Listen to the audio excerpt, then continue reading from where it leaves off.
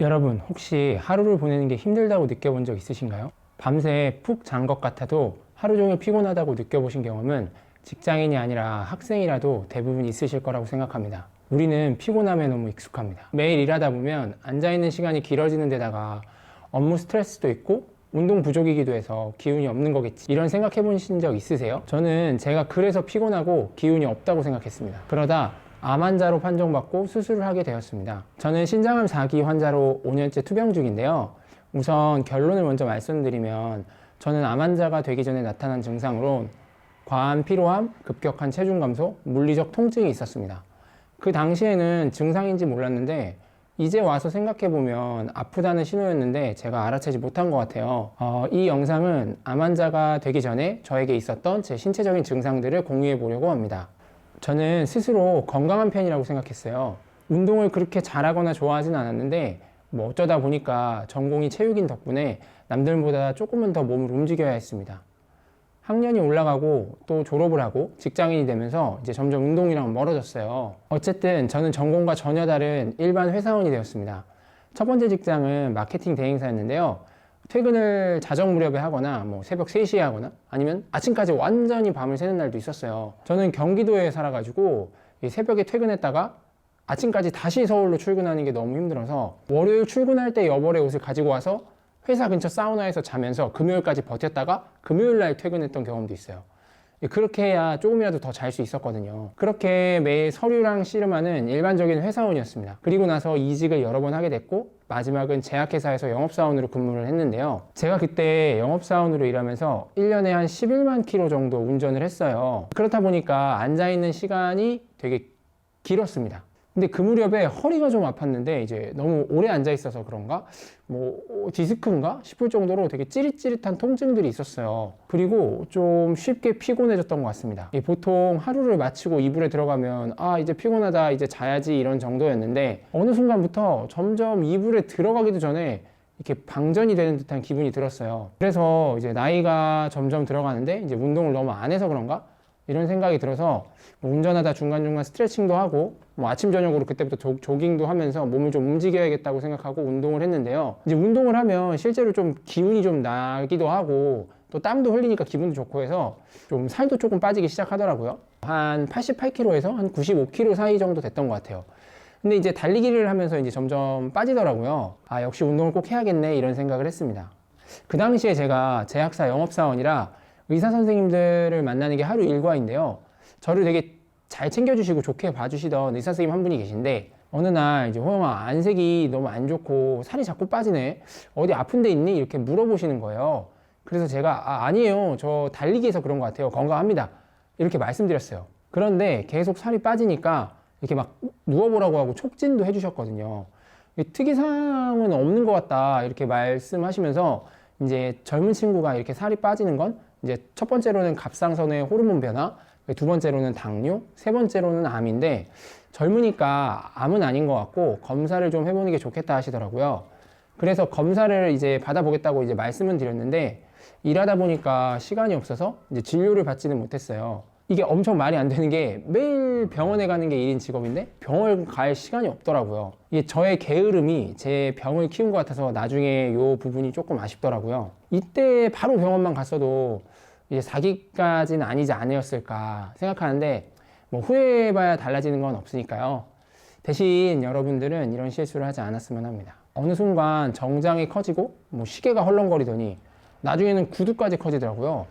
이제 벨트에 구멍을 막 새로 뚫어야 할 정도로 이제 살이 빠졌습니다. 저를 되게 좋게 봐주셨던 그 의사 선생님을 화요일인가 뵀는데 살이 정말 많이 빠진 걸 이제 보시더니 너 이번 주 안에 뭐 우리 병원 아니라 어디든 가서 CT랑 내시경 안 받으면 다시는 내 얼굴 볼 생각 하지 마라, 이렇게 말씀하시더라고요. 좋아하는 선생님께서 그렇게까지 말씀해 주시고 또 그 무렵에는 저도 뭔가 좀 이상한 것 같다 생각이 들었어요. 그때 제가 술을 마실 때였는데 술을 한 잔만 마셔도 너무 힘든 거예요.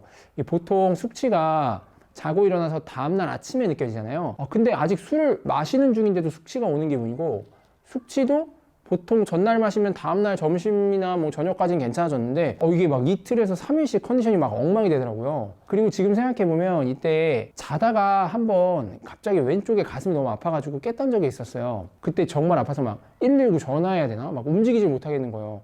응급실 가야 되나 이렇게 생각했는데 조금 괜찮아져가지고 잠옷 차림으로 이제 패딩 입고 집 근처에 이제 대학병원 응급실 앞까지 갔다가 또 응급실 가면 이거 돈 많이 나오나 싶어가지고 조금만 기다리면 병원 문이 여니까 병원 가야지 하고 이제 일반 병원에 갔죠. 그래서 이제 뭐 밤새 이런 일이 있었다라고 말씀을 드리니까 근위안제를 주시더라고요. 이게 참 영상 검사 없이 이제 환자의 통증을 듣기만 하고 판단하기에는 사실 어려운 부분이 있으니까 이제 그럴 수 있겠다 싶으면서도 제가 웨이트를 막 심하게 하는 것도 아니고 그리고 그동안 운동하면서 이런 근육통은 없었는데 하는 의심이 들었는데 또 CT 찍어야 되면 뭐 돈이 들기도 하고 막 일정도 잡아야 되고 금식도 해야 되고 하는 게 좀 번거로워서 엄청 또 새벽에는 죽을 듯이 아프다가 지금은 괜찮으니까 그냥 넘어갔습니다. 나중에 수술 후에 보니까 이 암세포가 커지다가 이제 횡격막을 찔러서 이 연쇄 반응이 있어서 가슴이 아팠던 것 같다고 추측을 하시더라고요. 뭐 어쨌든 그렇게 화요일 날 그 이야기를 듣고 수요일 점심이 됐는데 제가 그때 돈을 조금 아껴서 저금을 한번 해보겠다고 이렇게 토스트 같은 거를 이제 아침마다 이제 도시락을 만들어서 이제 점심에 먹으면서 다니던 때였어요. 이제 그날은 도저히 피곤해가지고 아침에 도시락을 못 챙기고 그냥 출근을 했거든요. 그리고 이제 뭐 일을 하다가 이게 어쨌든 점심 먹어야 될 거 아니에요. 그래서 점심값 쓰는 게 조금 아까웠는데 그래도 먹고 살자고 하는 일이니까 밥은 먹어야지 해서 이제 점심에 육개장을 먹으러 갔어요. 너무 배고파서 육개장을 시켰는데 이 빨간 국물이 제 앞에 탁 나온 순간 느꼈어요. 이거 뭔가 잘못됐다. 이 육개장을 먹을 수가 없는 거예요. 수저를 들어서 먹으려고 하는데 입으로 이렇게 수저를 넣지를 못하겠더라고요. 그래서 막 한참을 이렇게 왔다 갔다 이렇게만 하다가 진짜 한 입도 못 먹고 그냥 그대로 들고 나왔습니다. 너무 이상하잖아요. 그때 육개장이 9,000원인가 그랬는데 제 입장에서는 점심으로 되게 큰 비용을 이제 지출하는 거였거든요. 근데 한 입도 못 먹고 사장님한테도 제가 이게 음식의 문제가 아니라 내가 뭔가 문제가 있는 것 같다고 죄송하다고 말씀드리고 나왔거든요. 그래서 이제 그날 아무것도 못 먹고 이제 일을 마치고 집에 가는데 아마 남자분들은 공감하실 거예요. 남자가 자취를 하는데 과일을 사 먹는다? 이게 자주 있는 일이 아니거든요. 적어도 저한테 과일은 조금 뭐 사치이기도 하고 좀 손질해서 먹기도 귀찮고 그래가지고 그때 처음으로 제가 자취하면서 과일을 사본 것 같아요. 하루 종일 제가 아무것도 못 먹었는데 무슨 바람이 들었는지 퇴근길에 이렇게 마트로 가가지고 귤을 한 박스 샀습니다. 그리고 그날 집 가서 그 한 박스를 다 먹었어요. 이게 진짜 이상하잖아요. 그래서 그거 다 먹고 다음날 금식을 아침에 이제 유지한 상태에서 이제 복부CT랑 위 내시경을 찍었어요. 그날 이제 원래 가야 됐던 병원도 이제 사이가 저랑 좀 가까웠던 의사 선생님이 계셔가지고 뭐 전날 이런 일이 있었다 이렇게 말씀을 드리고 이렇게 검사를 한 거죠. CT 촬영하고 이제 위 내시경을 이제 했죠. 회복하고 나서 이제 진료실로 들어갔어요. 막 평소처럼 막 웃으면서 진료실로 들어가서 이제 저 별일 없는 거죠 이렇게 여쭤보니까 제 의사 선생님께서 호영 씨 큰일 났어요. 이 위 내시경은 뭐 문제 없는데 복부 CT를 보니까 신장암인 것 같다고 하시는 거예요. 그래서 제가 암이요? 무슨 말씀이세요? 하니까 신장암은 CT상의 이제 모양을 보고 높은 확률로 암인지 아닌지 이제 판단할 수가 있는데 암은 일단 당연한 것 같은데 이제 크기가 되게 크니까 얼른 병원에 가야 된다고 하시더라고요. 그때 처음 소견서에 15cm가 넘었다고 써주셨거든요. 이제 그래가지고 한 3초 정도 세상이 멈추더라고요. 그러다가 그럼 저 이제 어떻게 해야 돼요? 여쭤보니까 이 진료실을 나가자마자 큰 병원에 예약 전화를 먼저 넣고 지금 촬영한 영상검사 결과 줄 테니까 이거 가지고 가서 빨리 수술해야 된다 이렇게 얘기를 해야 된다고 하시더라고요. 그래서 이제 써주시는 진료 의뢰서를 제가 받아가지고 나오자마자 그 주차장에서 여러 대학병원에 이제 예약 전화를 돌렸어요. 그래서 저는 서울의 대학병원 중에서 가장 빠른 일정이 되는 곳에서 수술을 하게 됐어요. 수술은 10시간을 넘게 수술을 했던 것 같습니다. 그리고 수술하자마자 4기 신장암 판정을 받았습니다. 간략하게 이런 절차로 제가 수술을 하게 되었는데 지금 생각해보면 좀 여러 가지 포인트들이 있었던 것 같아요. 신장암 환자의 절반 정도는 이제 혈류를 보는 경우가 있어서 뭐 그런 식으로 발견하기도 하는데 저처럼 조금 뚜렷하게 알아채기 어려운 경우도 있더라고요. 일단 피곤한 게 가장 큰 증상인데 직장인 중에 안 피곤한 사람이 어디 있을까요? 또 게다가 그냥 뭐 평범한 사람처럼 술도 마시고 또 그 당시에 정서적인 스트레스도 있었어가지고 막 이게 암일 거라고 알아차리기는 조금 어려웠던 것 같습니다. 다행히 그래도 저를 조금 주의 깊게 봐주시는 분이 주변에 계셔서 물론 이미 4기가 되어버렸지만 더 늦게 발견되지 않아가지고 아직까지 이렇게 살아있는 것 같아요. 당시에 경제적으로 좀 고민이 많았던 때인데 제가 좀 현명하지 못했던 것 같아요. 이게 일단 몸이 건강해야 뭐 일도 하고 돈도 벌고 하는데 일단 밥도 잘 안 챙겨 먹고 막 핑계거리 만들어서 술 마시고 또 건강하게 사는 거는 하나도 투자를 안 하면서 이게 돈 벌 생각만 하니까 좀 그게 앞뒤가 좀 안 맞았던 것 같습니다.